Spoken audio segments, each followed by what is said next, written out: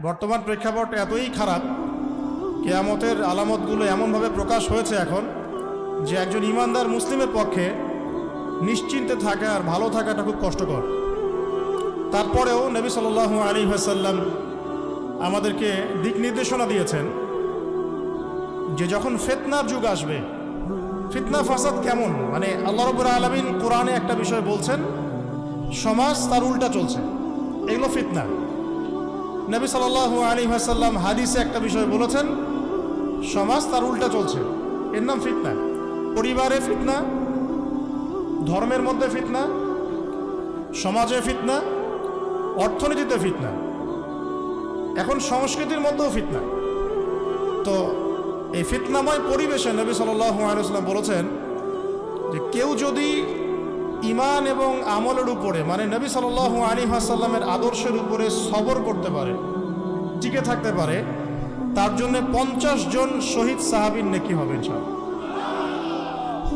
ফিতনাময় পরিবেশে যদি সবর করা যায়, হকের উপর অটল থাকার চেষ্টা করা যায়, ইনশাআল্লাহ আপনি 50 জন শহীদ সাহাবীর নেকি পাবেন ইনশাআল্লাহ। তো প্রত্যেকটা ক্ষেত্রেই আপনি ফিতনা পাবেন। পরিবারের দিকে তাকাবেন, দেখবেন পরিবারের বন্ধনগুলো আগের মতো নাই,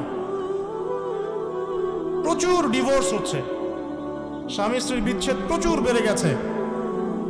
তারপরে সন্তান সন্ততি আমাদের পরিবারে যারা আছে, দেখবেন এরা বেশিরভাগই দুনিয়াদার হয়ে গেছে, দিনের খুব একটা ফিকির নাই। বেশিরভাগ পরিবারের সদস্য দেখবেন নামাজ কালামের এখন ধার ধারছে না। ম্যাক্সিমাম পরিবার থেকে আস্তে আস্তে পর্দাটা কিন্তু শিথিল হয়ে যাচ্ছে। আপনি ব্যক্তি জীবনের দিকে তাকিয়ে দেখেন, গর্বের সাথে আমরা বলি না যে 90% মুসলিমের বাংলাদেশ, দেখবেন মেজরিটি সংখ্যক মুসলিম 5 ওয়াক্ত নামাজ জামাতে পড়ে না। বেশিরভাগ মুসলিম দেখবেন আল কোরআন বিশুদ্ধ করে তেলাওয়াতও করতে পারে না। তো এরপরেও আমরা দাবি করি যে আমরা প্রকৃত মুসলিম, জান্নাত আমাদের জন্য অপেক্ষা করছে। আসলে বাস্তবতা এমন নয়। যারা কোরআন আমরা টুকটাক পড়তে জানি, তাদের মধ্যে কত পার্সেন্ট কোরআনের অর্থ বোঝে? এই আল্লাহ পাকের কিতাব আমার হাতে আছে, এই কিতাবের অর্থ কতজন বোঝে, এটা একটা চ্যালেঞ্জ। যারা কোরআন পড়তে জানি আমরা, তাদের প্রতি চ্যালেঞ্জ, দেখেন তাদের মধ্যে কত পার্সেন্ট মানুষ কোরআনের অর্থ বলতে পারবে। আর অর্থটা যে জানা জরুরি, এই বিষয়টাও আমরা এখন জনগণকে বোঝাতে ব্যর্থ হচ্ছি। কোরআনের অর্থটা যে বোঝাটা জরুরি, এটা বোঝাতেও ব্যর্থ হচ্ছে। কারণ আমরা সবাই প্রত্যেক হরফে 10 নেকি পেতে চাই। কোরআন তেলাওয়াত করলে প্রত্যেক হরফে 10 নেকি হবে, এই তো। তো এই কনসেপ্ট যখন আমার মাথায় ঢুকে গেছে, আমি ওখানে নিজেকে থামিয়ে দিয়েছি। অর্থ বুঝে গবেষণা করলে এবং কোরআন কেন্দ্রিক জীবন ব্যবস্থা গড়লে যে আরো বেশি নেকি হয়, এটা আমার মাথায় নাই। প্রত্যেক হরফে 10 নেকি তো আপনি পাবেন তেলাওয়াত করলে, কিন্তু অর্থ বুঝে এর ভিতরে ঢুকলে, গবেষণা করলে এর মূল স্বাদটা পাওয়া যায়, এটা আমরা বুঝতে পারছি না। দেখবেন বেশিরভাগ মানুষ কোরআনের অর্থটা জানে না। আবার আমরা যারা টুকটাক ভাঙাচুরো অর্থ জানি, তারা আবার দেখবেন কোরআনের সমস্ত আদেশ মেনে চলতে পারছি না এবং কোরআনের সমস্ত নিষেধও বর্জন করতে পারছি না। সমস্যা কিন্তু এখানেও থেকে গেছে। আবার কোরআনের ব্যাখ্যায় আছে হাদিস। তো এই হাদিসকে কেন্দ্র করে কোনো বিভ্রান্তির সুযোগ ছিল না, কিন্তু এখানেও আমরা বিভিন্ন জাল এবং মানে বানোয়াট হাদিসের উপর আমলও শুরু করেছি। হাদিসের নামে এমন অনেক কিছুই চলছে সমাজে, যেগুলোর সাথে হাদিসের কোনো সম্পর্ক নাই। আমি বলতে চাচ্ছি যে হাদিসের নামে আবার সমাজে এমন অনেক আমল চালু আছে, যেগুলোর সাথে আবার হাদিসের কোনো সম্পর্ক নাই। তো দেখুন, ধর্মের মতো সমস্যা থেকে গেছে। আবার আমরা সবাই মুসলিম, আমাদের সবার ইউনাইটেড থাকার কথা। মুসলিম একটা জাতি, তাদের আল্লাহ একজন, রাসূল একজন, কেবলা এক, তাদের সবার মধ্যে একটা ইউনিটির কথা ছিল। কিন্তু আমরা ধর্মতাত্ত্বিকভাবে এবং পলিটিক্যালি আমরা বিভিন্ন দলে বিভক্ত এবং আপোষের মধ্যে মিল মহব্বত কম।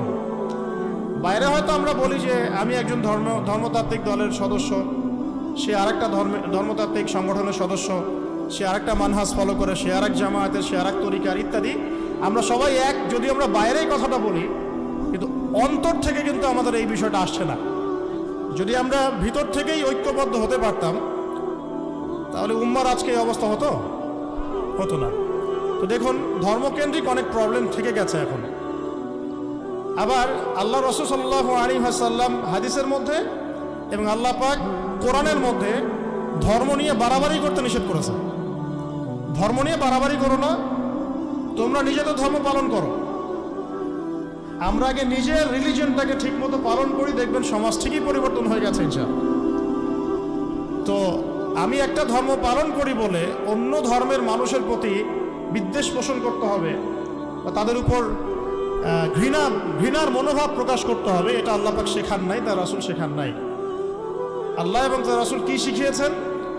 ইসলামের সত্য বিষয়টাকে আপনি সবার সামনে উপস্থাপন করবেন, যার ইচ্ছা হবে সে কবুল করবে, যার ইচ্ছা হবে সে অস্বীকার করবে। যার যার কবরের শেষে যাবে, যার যার হিসেব শেষে দিবে। চাপিয়ে দেওয়ার সিস্টেমটা ইসলামের মধ্যে নাই। এখন আসেন, পরিবারের আপনাকে ফিতনা কিছু বললাম। অর্থনীতির জীবনে যাবেন, ব্যবসা বাণিজ্যের মধ্যে যান, দেখেন বেশিরভাগ কালোবাজারি করছে, সিন্ডিকেট করছে, মজুদদার মাপে কম দিচ্ছে, জনগণকে ঠকাচ্ছে, করছে না? এগুলো পলিটিক্যাল ফিতনা, এগুলো ইকোনমিক্যাল ফিতনা।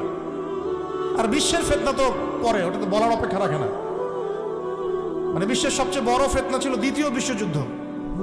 তার আগে একটা হয়েছে প্রথম বিশ্বযুদ্ধ, যেখানে প্রায় কয়েক কোটি মানুষ মারা গেছে। আর সেকেন্ড ওয়ার্ল্ড ওয়ারে আরও বেশি মানুষ মারা গেছে। তো এখন বিশ্বকে ঠেলে দেওয়া হচ্ছে একটা থার্ড ওয়ার্ল্ড ওয়ারের দিকে। মানে যে কোনো সময় একটা তৃতীয় বিশ্বযুদ্ধের আশঙ্কা করছেন এখনকার যারা মিলিটারি অ্যাফেয়ার্স নিয়ে পড়াশোনা করেন, ওয়ার্ল্ড অ্যাফেয়ার্স নিয়ে পড়াশোনা করেন, তারা এগুলো বলতে পারবেন ভালো। বিশ্বকে একটা খাদ্য মন্দার দিকে ঠেলে দেওয়া হচ্ছে, বিশ্বকে একটা দুর্ভিক্ষের দিকে ঠেলে দেওয়া হচ্ছে। এবং মহামারীর মধ্য দিয়ে অলরেডি কিন্তু আমাদের বিভিন্ন দেশের ইকোনমিক অবস্থা ভালো না, তার উপরে খাদ্য সংকট, তার উপরে যে বৈশ্বিক যুদ্ধগুলো, আমদানি রপ্তানি বন্ধ হয়ে যাচ্ছে, তেল গ্যাসের দাম বেড়ে যাচ্ছে, জনগণ হাহাকার করছে। পলিটিক্যাল গ্লোবাল অ্যাফেয়ার্সের ফিতনা এগুলা। তা আপনাকে এই জন্যই প্রথমে আমি একটা কথা বললাম যে ফিতনাময় একটা পরিবেশে একজন মুমিন যার অন্তর্দৃষ্টি আছে, যে কোরআন এবং সুন্নাহ দিয়ে এই বিশ্বের এই রহস্যগুলো উদ্ঘাটন করতে পারে, সে ভালো থাকতে পারে না। তার মনটা সবসময় কিন্তু মানে ব্যাকুল থাকবে যে কিভাবে এইসব সমস্যা থেকে নিজে উত্তরণের পথ খুঁজতে পারি, আর আমার পরিবারকে বাঁচাতে পারি, আর আমার জনগণকে বাঁচাতে পারি। তো দেখুন, এই জামানার কথাই নবীজি বলছেন সাল্লাল্লাহু আলাইহি ওয়াসাল্লাম, তোমাদের সামনে এমন একটা যুগ আসছে, নবীজি বলছেন জামানা সবরিন, কঠিন জামানা, যে জামানায় ঈমান নিয়ে চলাটা হবে হাতের মধ্যে আগুন নিয়ে চলার মতো। নবীজি বলছেন ওই সময়ে সাহাবী জিজ্ঞাসা করছেন, ইয়া রাসূলুল্লাহ, আমি ওই সময়ে কি করব?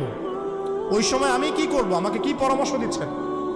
নবী সাল্লাল্লাহু আলাইহি ওয়াসাল্লাম বলছেন, হে আমর ইবনে আস, তুমি ওই সময় বাড়িতে অবস্থান করো, বাসায় থাকো, বিনা প্রয়োজনে বাড়ির বাইরে এসো না। ওই সময় তুমি নিজের পাপের জন্য আল্লাহর কাছে ক্রন্দন করতে থাকো, বিনা প্রয়োজনে বাড়ির থেকে বের হয়েও না। আর মানুষের সাথে এত বেশি মেলামেশা করো না, নিজে তোমার আমল, তোমার গুনাহ নিয়ে ব্যস্ত থাকো, তোমার পাপের জন্য আল্লাহর কাছে কান্নাকাটি করো, ইনশাল্লাহ তুমি নাজাত পেয়ে যাবে। এটা একটা অপশন, ফিতনাময় পরিবেশে আপনি কিভাবে বাঁচবেন, এটা একটা অপশন। আরেকটা হাদিসে গিয়ে নবী সাল্লাল্লাহু আলাইহি ওয়াসাল্লাম বলছেন যে যখন এমন ফিতনাময় পরিবেশ আসবে, তখন যদি তোমরা এই আমর বিল মারুফ নাহি আনিল মুনকার, সৎ কাজের আদেশ, অসৎ কাজের নিষেধ, আমার সুন্নতের উপর অটল থাকতে পারো, তাহলে তোমরা 50 জন শহীদের নেকি পাবে। সাহাবায়ে কেরাম বলছেন, ইয়া রাসূলুল্লাহ, আমিনহুম আও মিন্না, তাদের মধ্যে 50 জন নাকি আমাদের মধ্যে 50 জন শহীদ? নবী করিম সাল্লাল্লাহু আলাইহি ওয়াসাল্লাম বলছেন, বাল মিনকুম, বরং তোমাদের মধ্যে 50 জন শহীদ। এটা অপশন নাম্বার 2। এক কি বললাম, আপনি নিজেকে নিয়ে ব্যস্ত থাকেন, বাসায় থাকেন, বিনা প্রয়োজনে বাড়ির থেকে বের হবেন না, মানুষের সাথে কম মেলামেশা করেন এবং নিজের পাপের জন্য আল্লাহর কাছে কান্নাকাটি করেন, নিজের আমল নামা নিয়ে ব্যস্ত থাকেন, ইনশাআল্লাহ নাজাত পাবেন। 2 নম্বর, যদি আপনার কাছে আরও বেশি যোগ্যতা থাকে এবং আপনি আরও বেশি সাহসী হন এবং আপনি উম্মার, দেশের জনগণের কল্যাণ কামনা করেন, তাহলে অন্যদেরকেও এই ফিতনাময় পরিবেশে টিকে থাকার ফর্মুলা বলে দেন। এখানে সবর করেন, আমর বিল মারুফ নাহি আনিল মুনকারের কাজ করেন, আল্লাহ পাক আপনাকে ইনশাআল্লাহ 50 জন শহীদ সাহাবী নেকি দিবেন। আরও অপশন আছে। কি অপশন? ওই যে আসহাবুল কাহাফ কি করেছিল, একটা ফিতনাময় পরিবেশ থেকে নিজেরা আস্তে করে সরে গিয়েছে। যখন আপনি পরিবেশকে পরিবর্তন করতে আর পারছেন না, দাওয়াত দিয়েও কোনো কাজ হচ্ছে না, মানুষ কথাও শুনছে না, জুলুম নির্যাতন বাড়তেই আছে, টিকে থাকা মুশকিল, তখন তাদের হিসেবের দায়িত্ব আল্লাহর উপর ছেড়ে দেন, আপনি ওখান থেকে ডিসকানেক্টেড হয়ে যান। এটা একটা অপশন। এই অপশন বেছে নিয়েছিল ইব্রাহিম আলাইহিস সালাম। তার বাবাকে বুঝিয়েছেন, কাজ হয়নি, চলে গেছেন। এই অপশন বেছে নিয়েছিল আসহাবুল কাহাফ। সবাইকে বোঝাচ্ছে কাজ হচ্ছে না, তার রাস্তায় করে চলে গিয়ে গুহার মধ্যে রাত কাটানো শুরু করেছে। এমনও হাদিস পড়েছি আমি যে ফিতনাময় পরিবেশে সবচেয়ে সৌভাগ্যবান হবে ওই শ্রেণীর মানুষ যারা দেখা যাবে যে পাহাড়ি কোনো এলাকায় বা দূরবর্তী কোনো জায়গায় বসবাস করছে, যেখানে বৃষ্টিপাত হয়, গরু ছাগল মেষ বকরি এগুলো নিয়ে ওখানে চড়ায়, যখন আজানের সময় হয়, নামাজের ওয়াক্ত হয়, আজান দেয়, নামাজ পড়ে, দুনিয়ার ফিতনা থেকে এরা দূরে আছে, এরা সফল। এমনও হাদিস আছে। হয়তো আপনার কাছে মনে হচ্ছে না এখন ওই যুগ আসে নাই, কিন্তু আমি আপনাকে বলে দেই যে কোরআন এবং সুন্নাহর চোখ দিয়ে যদি আপনি দেখতে শেখেন এবং বর্তমান বিশ্বের প্রেক্ষাপটটা অ্যানালাইসিস করার যোগ্যতা আপনি অর্জন করেন কোরআন সুন্নাহর চোখ দিয়ে, আপনি বুঝতে পারবেন সেই সময় অনেক আগেই চলে এসেছিল। এখন ফিতনা এবং ফাসাদময় এই পরিবেশে আমরা কি করতে পারি, ছোট স্কেলে, বড় স্কেলে না, ছোট স্কেলে। আমি আজকে বড় বিষয় নিয়ে কথা বলতে আসি না, কারণ আমি চিন্তা করলাম যে আসলে প্রথমে যদি ব্যক্তিকেন্দ্রিক বিষয়টা ঠিক না হয়, বড় বিষয় আলোচনা করে কোনো লাভ নাই। এখন গ্লোবাল অ্যাফেয়ার্স নিয়ে কথা বলে খুব একটা ফায়দা নাই আপনাদের। এখন ইকোনমিক পুরো এই সুদভিত্তিক সিস্টেম আপনি চেঞ্জ করতে পারবেন না, এবং পুরো যে তাগুতি ব্যবস্থা আপনি চেঞ্জ করতে পারবেন না। আপনি কি করতে পারবেন? আপনি নিজেকে পরিবর্তন করতে পারবেন, আপনার পরিবারকে পরিবর্তন করতে পারবেন। এতটুকু আপনার পক্ষে এখন পর্যন্ত সহজ, ঠিক না? ঠিক কথা। এটা আপনি এখন করতে পারবেন। এটার ফর্মুলা কি? ফর্মুলা ঘাটতে গিয়ে আল্লাহ পাক আমার মাথার মধ্যে একটা হাদিস নিয়ে এসে দিলেন। কারণ আমি বিশ্বাস করি যে আপনারা বলছেন মৌলানা আল্লামা, আমি আসলে এমন কিছু নই। এই কথাগুলো আসলে আমার সাথে যায় না। আমি নিতান্তই একজন ছোট মানুষ এবং তালেবে ইলম, জ্ঞানের পথের পথযাত্রী। আর আমি তালেবে ইলম হয়ে থাকতে চাই। আমি মুফতি নই, আমি মুহাদ্দিস, মুফাসসির বা এই যে শব্দগুলো আপনারা বলছেন, এমন কিছুই নয়। আসলে কিয়ামতের মাঠে আমি জান্নাতে যেতে পারবো কিনা আমি নিজেই জানি না। যখন কোনো মানুষ নিজেকে অনেক বড় মনে করা শুরু করবে, বুঝে নেবেন সেই ইবলিসের আনুগত্য করা শুরু করেছে আর কি। কারণ ইবলিস বলেছিল আবা ওয়াস্তাকবারা, আমি খলাকতানি মিন নার ওয়া খলাকতাহু মিন তিন, আমাকে সৃষ্টি করেছেন আগুন দিয়ে, আদমকে সৃষ্টি করেছেন মাটি দিয়ে, আমি কেন আদমকে সিজদা করতে যাব? তো এটা ইবলিসের চরিত্র, আবা ওয়াস্তাকবার, সে উদ্ধত হয় এবং অহংকার প্রদর্শন করে। তো আমি মনে করি যে আমি কিছু বলি না, আল্লাহ রাব্বুল আলামিন আমাকে বলার তৌফিক দেন মাত্র, আলহামদুলিল্লাহ। তা আমার মাথায় একটা হাদিস আসছে, সকাল থেকে ঘুরছে। সেটা হচ্ছে, দেখুন, বারা ইবনে আযিব রাদিয়াল্লাহু আনহু থেকে বর্ণিত হাদিসটা আসছে এবং হাদিসটা বিশুদ্ধ। এখান থেকে আমি মূল আলোচনা যাচ্ছি যে একদিন আনসার মানুষদের মধ্যে, আনসার কারা? আমাদের আনসার বাহিনী। আনসার কারা? যারা মুহাজির সাহাবীদেরকে আশ্রয় দিয়েছিল মদিনায়, তাদেরকে কি বলা হয়? আনসার। তাহলে শব্দটা সুন্দর না? তাহলে আমাদের বাহিনীর নামটাও সুন্দর, মাশাআল্লাহ। তো আনসার সাহাবীদের মধ্যে একজন ইন্তেকাল করেছেন, ইন্না লিল্লাহি ওয়া ইন্না ইলাইহি রাজিউন। এখন তাকে দাফন করা হচ্ছে, আর নবী সাল্লাল্লাহু আলাইহি ওয়াসাল্লাম কবরের পাশে চুপ করে বসে পড়লেন। তার বসা দেখা দেখি বাকি সাহাবীরাও তাকে ঘিরে গোল করে বসে পড়লেন। তারা বলছেন, আমরা এমনভাবে এখানে বসেছিলাম যেন আমাদের মাথার উপরে পাখি এসে বসতে পারে, চুপচাপ, কোনো নড়াচড়া নাই। এবার নবী করিম সাল্লাল্লাহু আলাইহি ওয়াসাল্লাম বলছেন যে যখন মাইয়েতকে কবরে শোয়ানো হয় তখন সে তাকে দাফন করে যাওয়া ব্যক্তিদের হাঁটার খসখস আওয়াজ শুনতে পায়। এরপরে তাকে যখন শুইয়ে দেওয়া হয়, সে যদি মুমিন ব্যক্তি হয় তাহলে তার মাথার দিকে তার সলাত এসে দাঁড়িয়ে যায়। দুনিয়াতে আপনি যে নামাজগুলো পড়েছেন, আমি যে নামাজগুলো পড়ছি, এগুলো মাথার দিকে দাঁড়িয়ে যায়। ডান দিকে চলে আসে তার সওম, সওম মানে কি? রোজা।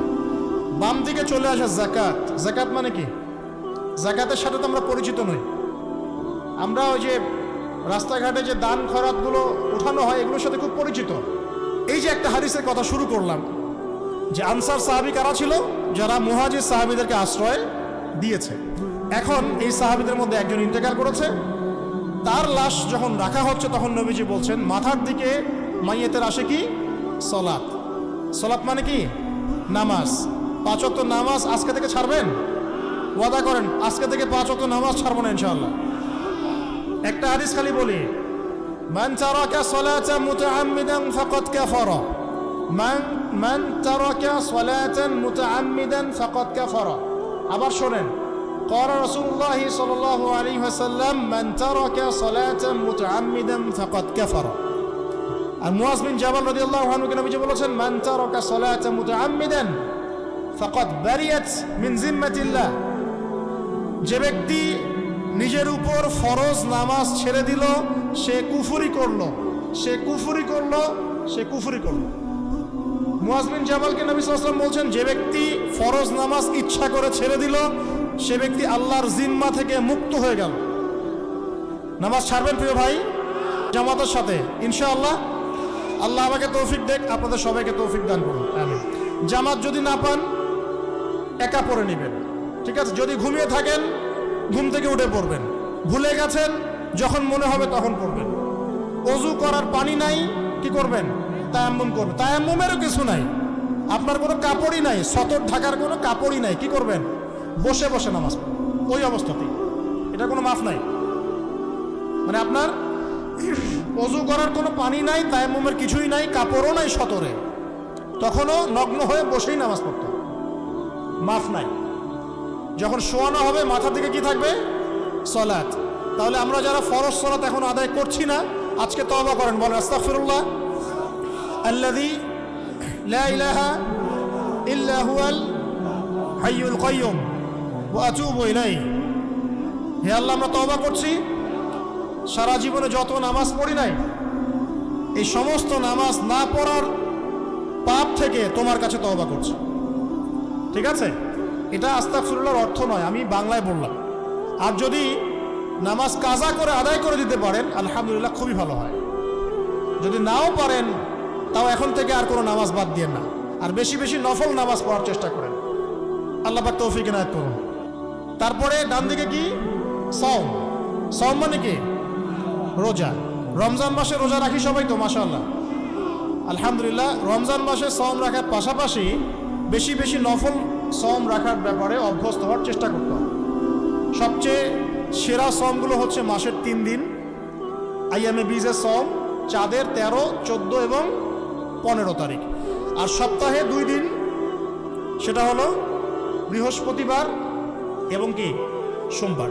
আল্লাহ পাক তৌফিক দান করুন, আমিন। এছাড়া আরাফার সওম আছে, আশুরার সওম আছে, ঠিক আছে? জিলহজ মাসের প্রথম 10 দিন রাখতে পারেন, ইত্যাদি। এবার বাম দিকে কি? যাকাত। যেটা বলছিলাম যাকাতের সাথে আমরা খুব একটা পরিচিত নই, অথচ যাকাত একটা ফরজ ইবাদত। কেউ যদি নামাজ এবং যাকাতের মধ্যে পার্থক্য করে সে ব্যক্তি কাফের হয়ে যাবে। কেউ যদি মনে করে নামাজ আমি মানি যাকাত আমি মানি না, তাহলে কাফের হয়ে যাবে। নিসাব পরিমাণ সম্পদ হলে প্রত্যেক মুসলিমের উপর যাকাত ফরজ, ঠিক আছে? এবং এই যাকাতই হচ্ছে আপনার ইসলামিক অর্থনীতির মূল ভিত্তি। যাকাত হচ্ছে ইসলামিক অর্থনীতির কি? মূল ভিত্তি। তো যে কথা বলছিলাম প্রিয় ভাইরা, দেখুন যাকাত ইসলামিক অর্থনীতির মূল ভিত্তি। কিভাবে জানেন? ব্যবসা এবং যাকাত এটা কি করে? এটা একটা মার্কেটের মধ্যে সম্পদ ঘুরতে থাকে। আমি বুঝাচ্ছি আপনাকে। মনে করেন আপনি ব্যবসা করছেন এবং যাকাত দিচ্ছেন। যাকাত কারা দিবে? যারা যাকাতের নিসাব পরিমাণ সম্পত্তি রাখে, মানে কিছুটা ধনী তারা। তো তারা ব্যবসা করছে মাশাআল্লাহ। ব্যবসা যখন করে ব্যবসায় কি থাকে? লাভ থাকে, লস থাকে, লাভ থাকে, লস থাকে। লাভও হতে পারে আপনার, লসও হতে পারে। আর সুদে কি? শুধু লাভ, লস আছে? লস নাই। পার্থক্য বোঝেন। এখন ব্যবসা যখন আপনি করবেন, এই টাকা বা মূল যে ক্যাপিটাল যেটা বলে অর্থনীতির ভাষায়, এটা মার্কেটের মধ্যে সার্কুলেট করতে থাকবে। আজকে আপনি ধনী, লাভ করেছেন, কালকে লস করবেন, এই ধন আরেকজনের হাতে চলে যাবে।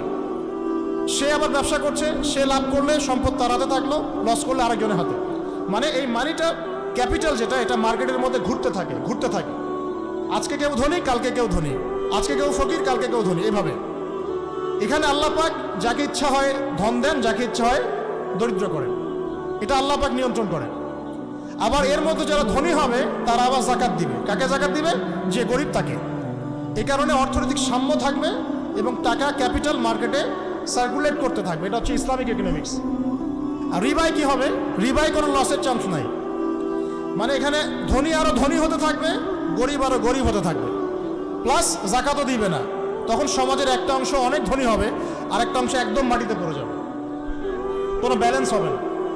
এই কারণে বিশ্বের একটা অংশ, ওই বিশ্বের একটা বড় অংশ যারা সুদখোর, যেখান থেকে সুদ এসেছে, ওইটা আস্তে আস্তে ধনী হয়ে গেছে এবং বিশ্বের বহু কান্ট্রি আস্তে আস্তে দারিদ্র্য সীমার নিচে চলে আসছে। এটা শুধু ব্যক্তির ক্ষেত্রেই নয়, এটা সমাজের ক্ষেত্রেই নয়, পুরো বিশ্বেটা হচ্ছে। তো এই হলো রিবা এবং ব্যবসা ভিত্তিক, জাকাত ভিত্তিক ইকোনমিক সিস্টেমের পার্থক্য, বেসিক ডিফারেন্স। রিবার মধ্যে আল্লাহ পাক তার হাত উঠিয়ে নেন, আল্লাহ পাক সেখানে আর ইন্টারফেয়ার করেন না। ঠিক আছে, সুদ খাচ্ছ, তুমি তোমার মতো চলো এখন। আর ব্যবসা ভিত্তিক ইকোনমিক্স চললে আল্লাহ পাক সেখানে কাউকে ধন দিবেন, কারো কাছ থেকে নেবেন। আপনার ধন নিয়ে আমাকে দিবেন, আমার ধন নিয়ে আপনাকে দিবেন। আর আমি যদি ধনী হই, আমি আবার জাকাত দিব, সেই জাকাতের টাকা আবার আপনার হাতে যাবে, কেউ না খেয়ে মরবে। আল্লাহ পাক আমাদেরকে বোঝার তৌফিক দান করুন। এর পাশাপাশি তারা যেটা বলেছেন, ইকোনমিক সেকশনের লিডার যারা আছে তারা যেটা বলছেন এটা ঠিক বলছেন। তারা বলছেন কৃষিভিত্তিক অর্থনীতির কথা বলছেন, এটার সাথে আমি 100% একমত। কারণ আল্লাহ পাকের কোরআন, এই কোরআনের মধ্যে বেশিরভাগ যে অর্থনীতির কথা এসেছে তা হচ্ছে কৃষিভিত্তিক অর্থনীতি। এটা কি জানেন? হয়তো জানেন না। কোরআনে যত ইকোনমিক সিস্টেমের কথা আসছে তার মধ্যে সবচেয়ে বেশি এসেছে কৃষিভিত্তিক অর্থনীতির কথা, তারপর ব্যবসা এবং জাকাত। অতএব তারা ঠিকই বলেছেন, দেশের যারা ইকোনমিক সেকশনে গবেষণা করছেন তারা ঠিক কথাই বলেছেন যে কৃষিভিত্তিক অর্থনীতি হচ্ছে আমাদের অর্থনৈতিক মন্দা দূর করার অন্যতম উপায়। ঠিক বলেছেন, আমি একমত। তো জাকাত, যেটা কথা বলছিলাম, বাম দিকে জাকাত আসবে। তো জাকাত আমরা দিব তো ইনশাল্লাহ ভাই? বাম দিকে মাইয়াতে থাকবে কি ভাই? জাকাত। তারপরে পায়ের দিকে চলে আসবে তার আত্মীয়তার সম্পর্ক রক্ষার ইবাদত, তার এই যে অন্যান্য দান সদকা, তার নফল আমল, তার তাসবিহ তাহলিল, তার কোরআন তেলাওয়াত ইত্যাদি পায়ের দিকে চলে আসবে। এখানে একটা হাদিস এসেছে, সূরাতুল মুলক যে ব্যক্তি রাতের বেলা তেলাওয়াত করবে, কোন সূরা ভাই? তাবারাকাল্লাযী বিয়াদিহিল মুলক ওয়া হুয়া আলা কুল্লি শাইইন কাদির। এই সূরা যে ব্যক্তি রাতের বেলা করে তেলাওয়াত করবে, ইনশাআল্লাহ সূরা মুলক ও কবরে তার সাথে থাকবে এবং কবর আযাব থেকে সূরা মুলক তাকে বাঁচাবে ইনশাআল্লাহ। আমি বুঝাচ্ছি যে কি অবস্থাটা হবে। এবার দুজন ফেরেশতা মাথার দিক থেকে আসবেন, আসতে চাইবেন, সালাত বলবে এখান দিয়ে আসা যাবে না, এদিক দিয়ে আসা যাবে না। ডান দিক দিয়ে আসতে চাইবেন, এদিক দিয়ে আসা যাবে না। বাম দিক দিয়ে আসতে চাইবেন, জাকাত বলবে এদিক দিয়ে আসা যাবে না। পায়ের দিক দিয়ে আসতে চাইবেন, আমলগুলো বলবে এদিক দিয়ে আসা যাবে না। তখন যাই হোক তারা আসবেন। এটা তাদের, এটা কথা কি? এটা কথাটা হচ্ছে যে সলাতের গুরুত্ব, মানে সে সলাত আদায় করেছে, সে আমার হক আদায় করেছে, আমি তার পক্ষে আছি, এটা পক্ষে বোঝাচ্ছে। রোজা বলবে আমি ওর পক্ষে আছি, তাকে আপনি কোনো শাস্তি দিবেন না, আমি তার পক্ষে আছি। আপনারা দুজন তাকে শাস্তি দিবেন না, আমি জাকাত তার পক্ষে আছি, এটা পক্ষে থাকার কথা। তারপরেও তারা আসবেন, চোখগুলো হবে নীল এবং কালো বর্ণ, নীলাপ চোখের কালো। মুনকার নাকি উঠে বসিয়ে দেওয়া হবে। এবার তিনটা প্রশ্ন। প্রথমে প্রশ্ন হচ্ছে কি, মান রব, তোমার রবকে? তখন মুমিন বান্দা বুক ফুলিয়ে বলবে রব্বি আল্লাহ, আমার রবকে আল্লাহ। পৃথিবীতে যে ব্যক্তি আল্লাহর সাথে শিরিক করে নাই, আল্লাহ তাওহীদের উপর থেকেছে এবং তার উপরে মৃত্যুবরণ করেছে, ইনশাআল্লাহ সে ব্যক্তি এর উত্তর নির্দ্বিধায় দিতে পারবে ইনশাআল্লাহ। আর দুনিয়াতে যে বা যারাই আল্লাহর সাথে শিরিক করবে, আল্লাহর সাথে শিরকের পাবে লিপ্ত হবে, ওই অবস্থায় মারা যাবে, তাওহীদের উপর থাকবে না, কোশ্চিনকালেও মান রব্বুক উত্তর দিতে পারবে না। তারপরে প্রশ্ন হয়ে যাবে মা দীনুক, তোমার দিন কি ছিল? মুমিন বান্দা উত্তর দিবে কি, দীনই আল ইসলাম, আমার দিন ছিল ইসলাম। এখানে শুনে রাখেন, পৃথিবীতে যারা ইসলামকে পরিপূর্ণরূপে পালন করবে তারাই এই উত্তর দিতে পারবে ইনশাআল্লাহ। যারা ইসলামকে ঠাট্টা বিদ্রুপের হাসি তামাশার পাত্র বানিয়েছে, মন চাইলে কিছু করি, মন চাইলে কিছু করি না, সহজগুলো একটু আমল করি, বাকি কিছুর আমল ধারি না। হ্যাঁ, নামাজ পড়ি, সুদ ছাড়তে পারি না, ঠিক আছে, বছর বছর ওমরা করি, এদিকে ঘুষ দুর্নীতি ছাড়তে পারি না। ইসলামকে ঠাট্টা তামাশার পাত্র বানিয়েছে। এরা কোশ্চিনকালে উত্তর দিতে পারবে না মা দিনুক, দিনে পরিপূর্ণরূপে ইসলামে প্রবেশ করতে বলেছেন আল্লাহ রাব্বুল আলামিন। যারা পরিপূর্ণরূপে ইসলামে প্রবেশ করবে এবং ইসলামের প্রতিটা মৌলিক বিধান মেনে চলবে, ইনশাআল্লাহ তারা এর উত্তর দিতে পারবে। এরপরে আসবে তৃতীয় প্রশ্ন। নবী সাল্লাল্লাহু আলাইহি ওয়াসাল্লামকে দেখানো হবে, যখন দেখানো হবে তখন সূর্য যখন ডুবে যায়, যে দৃশ্যটা আমরা দেখতে পারি না, ওই দৃশ্যটা ভেসে উঠবে এবং মুমিন বান্দা অস্থির হয়ে যাবে, বলবে আমাকে ছেড়ে দাও, আমি নামাজ পড়বো। সুবহানাল্লাহ। তার কারণ তার কাছে মনে হবে যে আসরের ওয়াক্ত হয়ে গেছে, আসরের ওয়াক্ত হয়ে গেছে, আসরের ওয়াক্ত চলে যাচ্ছে, আমাকে নামাজ পড়তে হবে। চিন্তা করেছেন? ওই যে একটা হাদিস আছে না, যে 7 শ্রেণীর মানুষকে আল্লাহ রাব্বুল আলামিন আরশের ছায়া ছায়া দিবেন। তার মধ্যে এক শ্রেণীর মানুষকে, যার অন্তর মসজিদের সাথে ঝুলে থাকে, তার মন মসজিদের সাথে ঝুলেছিল, এই সূর্য ডুবে গেল বলে আমাকে ছেড়ে দাও, আমি নামাজ পড়তে যাব। তখন ফেরেশতারা বলবেন, তোমাকে নামাজ পড়তে দেয়া হবে, তবে তার আগে তুমি এর উত্তর দাও। কি উত্তর? এই ব্যক্তির দিকে তাকাও। তখন নবী সাল্লাল্লাহু আলাইহি ওয়াসাল্লামকে দেখানো হবে, সাল্লাল্লাহু আলাইহি ওয়াসাল্লাম দরুদ পড়বেন। বলা হবে যে এই ব্যক্তির সম্পর্কে তোমার কি ধারণা? মান হাযা রাজুলু বুইসা ফীকুম, এই ব্যক্তি কে, যাকে তোমাদের কাছে পাঠানো হয়েছিল? মুমিন ব্যক্তি নির্দ্বিধায় বলে দিবে যে তিনি হচ্ছেন আমার নবী মুহাম্মদুর রাসূলুল্লাহ সাল্লাল্লাহু আলাইহি ওয়াসাল্লাম। দেখুন, পৃথিবীতে যে বা যারাই নবী সাল্লাল্লাহু আলাইহি ওয়াসাল্লামের সুন্নতের উপর আমল করবে, ইনশাআল্লাহ সে তার উত্তর দিতে পারবে। দুনিয়াতে যারা নবীর সুন্নতের 5 পয়সা পরোয়া করছে না, তার আদর্শের 5 পয়সা দাম দিচ্ছে না, তারা কোশ্চিনকালে উত্তর দিতে পারবে। নাম হতে পারে আব্দুর রহমান, আব্দুর রহিম, নবীর সুন্নতের ধার ধারে না, তারা উত্তর দিতে পারবে না। তো নবীর সুন্নতের গুরুত্ব কত গভীর, এটা আমাদেরকে এখান থেকে বুঝতে হবে। তাই প্রিয় যুবক ভাইয়েরা, মুসলিম ভাইয়েরা, আমাদের জীবনটাকে নবীর আদর্শ এবং সুন্নতে ঢেলে সাজাতে হবে। সকাল থেকে সন্ধ্যা পর্যন্ত প্রতিটা কাজ করবো কার তরিকায়? রাসূলের তরিকা। নামাজ পড়বো তার তরিকা, রোজা, সিয়াম, হজ, যাকাত, আমল, মুআমালাত, আখলাক সব কার তরিকায়? নবী সাল্লাল্লাহু আলাইহি ওয়াসাল্লামের তরিকা অনুযায়ী ইনশাআল্লাহ। আল্লাহ পাক তৌফিক এনায়েত করুন, আমিন। এবার ফেরেশতা দুজন জিজ্ঞাসা করবেন অবাক হয়ে, যে তুমি কিভাবে এটা জানলে? তুমি কিভাবে এই 3টা প্রশ্নের উত্তর দিতে পারলে? কারণ বেশিরভাগ মানুষ তো উত্তর দিতে পারবে না, বেশিরভাগ মানুষই এই উত্তর দিতে পারবে না। কারণ কিয়ামতের মাঠে 1999 জন মানুষ জাহান্নামে যাবে, নাউজুবিল্লাহ। তো এটা কঠিন পরীক্ষা। আল্লাহ রাসূল সাল্লাল্লাহু আলাইহি ওয়াসাল্লাম বলেছেন যে নিশ্চয়ই তোমাদেরকে এখানে পরীক্ষায় ফেলা হবে, আর তোমরা যদি এই পরীক্ষা জেনে তোমাদের মৃতদেরকে দাফন করা থেকে বিরত না থাকতে, তাহলে আমি তোমাদেরকে শুনিয়ে দিতাম কবরে কেমন পরীক্ষা হয়। মানে যদি আমরা শুনতে পারতাম যে কবরে কেমন পরীক্ষা হয়, আমরা ভয়ে আমাদের মৃতদেরকে দাফন পর্যন্ত করতাম না। এটা নবীজি বলছেন সাল্লাল্লাহু আলাইহি ওয়াসাল্লাম। তাকে জিজ্ঞাসা করা হবে যে তুমি কিভাবে জানলে এটা? বেশিরভাগ মানুষ তো পারে না উত্তর দিতে। তখন সেই ব্যক্তি বলে বসবে, সেই ব্যক্তি বলবে যে করাতু কিতাব আল্লাহ, আমি আল্লাহর কিতাব এই কোরআন পড়েছি।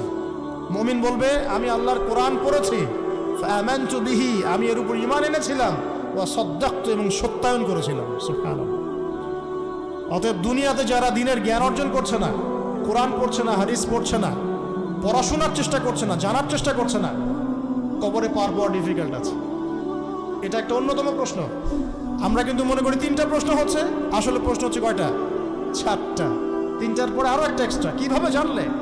তখন উত্তর দিচ্ছে আমি আল্লাহর কিতাব পড়েছি, ঈমান এনেছি, সত্যায়ন করেছি। সুবহানাল্লাহ।